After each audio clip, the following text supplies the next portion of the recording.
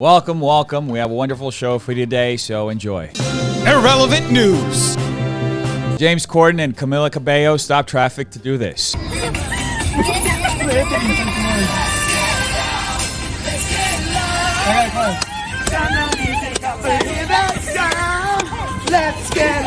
wow.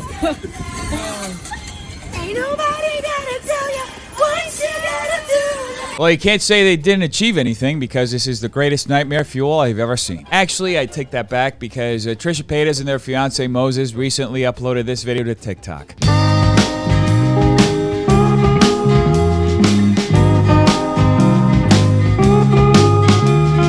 Wait a minute, I have to take that back again because this isn't actually nightmare fuel. That's actually kind of sweet. He recreated Trisha's most popular TikTok on the anniversary of the TikTok going viral. And speaking of going viral, KSI returned to the internet and then this happened. My family, they got a dog, and the dog, it was young. So when dogs are young, like they sometimes hump you and stuff like that.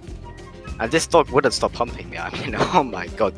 But I didn't really know at that time because I was young. You know, I'll never understand why some folks feel the need to share information like that with millions of people because literally nobody asked. But I think I felt that was a dog. Nah, Shane Dawson, stop. Shane Dawson, stop. That was a cat. I have never done that with a cat. Nah, bro. The dog was the one humping me. I did not hump the dog. Bro.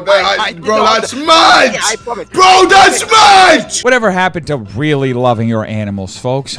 It's so sad. People are never going to understand it. Anyway, good job on KSI for cutting off that early because you can't tell if the guy's trolling or if he's actually serious. And either way, that is extremely disturbing. And speaking of things that are extremely disturbing, the Paul brothers. Jake had a fight this weekend against Tyron Woodley, and Logan almost got into a fight himself. Tough and rowdy out there, right? Big Cat, your official prediction, what is it? Oh, what's happening? What's happening? I'm done doubting the Paul brothers. You see it right here. What's happening, Logan? Come on! You know, I'll never understand why the Paul brothers are so giddy to always get into fights, even when somebody's heckling them by yelling some dumb shit at them from the audience. Seriously, they probably have the best insurance policy in the world, or they're just straight up stupid. Because you never know what a stranger's packing. No, come on! Come on! Come on, show me how much of a pussy I am! Hey, come on! Come show me how much of a pussy I am. You, I'm looking at you. Walk up the fucking aisle, get on stage, and show me how much of a pussy I am. Yeah, that's what I thought, bitch. I don't know about you folks, but I absolutely love witnessing a dick measuring contest such as this that's fought behind a line of security guards because they just feel so authentic and real to me. No, it's all good. It's all good. Come on!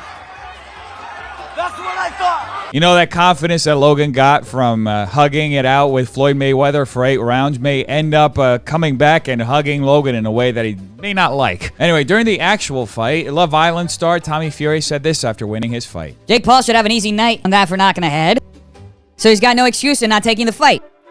Let's get it on, Jake Paul. I've done my bit, you do your bit, lad, tonight. And we'll get it on. Well, who could have seen that one coming? Jake Paul went from getting challenged to fights to getting challenged to getting it on. I don't know if they would actually accept that one on Showtime, though. Might have to end up being on the Skinamax. Anyway, folks, Jake Paul's fight against Tyron Woodley eventually happened later on in the night, and Tyron walked out like this.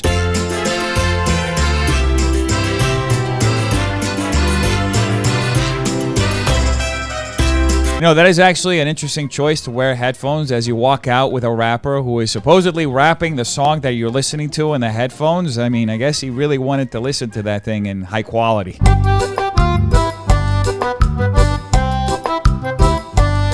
You know, I don't want to jump to conclusions, but it did seem from his walkout that Jake Paul was a little nervous going into this. I mean, his face was completely white leading into it. He did say in his post-fight interview that his legs got weak when he walked out and saw the crowd, that he wasn't used to fighting in front of such a huge crowd. I mean, you got to give it to the guy. He's for having his first real test in front of like a massive audience. And it's against an actual person who can throw a punch. Touch him up, fight hard and clean. I guess Jake Paul isn't going for any sportsmanship points today. He straight up refused to tap gloves with the guy. Anyway, the fight was pretty even, with both being very calculated with their moves and Jake winning the first 3 rounds by 1 point, and then this happened. Oh, Paul gets rocked by Woodley. He held onto the ropes. Now, there's been a lot of conversation around that moment. A lot of people were saying that was a knockdown. Other people were saying it's not because Jake's knees didn't touch the floor. Anyway, they didn't call it a knockdown on the ring, but Tyron did end up winning this round. And that was literally as interesting as it got, folks. But don't get me wrong, it was still kind of fun to watch because you had no idea what the hell was going to happen with Jake. I mean, the guy had only fought at most 2 rounds in every single other fight he had. So you were like the entire fight wondering if he was actually going to make it through. But with that being said, there were still moments of pure genius like this one. Oh, and that left landed for Paul. Now, this is genius right here, folks. Jake Paul is adding just a little bit of COVID to his gloves so that he can spicing up his punch. And by the way, did you notice that he's got a scrolling ticker with his name on his shorts? Yeah, I'm pretty sure that's from a Simpsons episode. Capitalist punishment, that's for sure. This fight will go to the judges.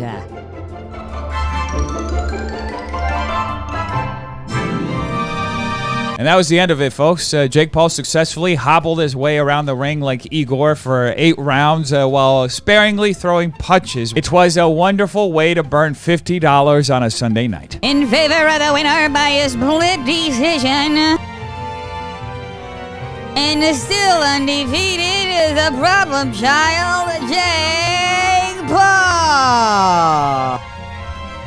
See, folks, there's a very good reason why Jake Paul has been so successful in boxing. It's because everybody who goes up against him is taking the wrong approach. See, the guy is the problem child. You shouldn't have fighters go up against him. You should have a mathematician from NASA figure out what algebraic equation will solve him. Of course you want the payday. I want to fight. I don't want the payday. I want to fight. You had your opportunity. So you don't want to fight me again?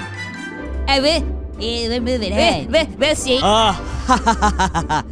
Hey, you're news, fan. You had your chance. Tyron Woodley versus Jake Paul Part 2 should not happen, folks. Anybody who's even moderately invested in this weird-ass storyline wants to see Jake Paul go up against an actual boxer who has some actual boxing skills and is in his actual weight class. Just having to see Jake Paul bring out MMA fighter after MMA fighter out of retirement so that he can just throw some punches around and convince everyone that he's an actual fighter is getting really old really fast. You're the one who got wobbled, almost sent through the ropes. If these ropes weren't 7'2", you would have went through the ropes. I landed the power punches. You missed. Hey, if you get the tattoo, If you're not scared, run it back. if you get the tattoo, I love Jake Paul. Let's run it back. Hey. Yeah, this fight's not going to happen. Now, palate cleanser.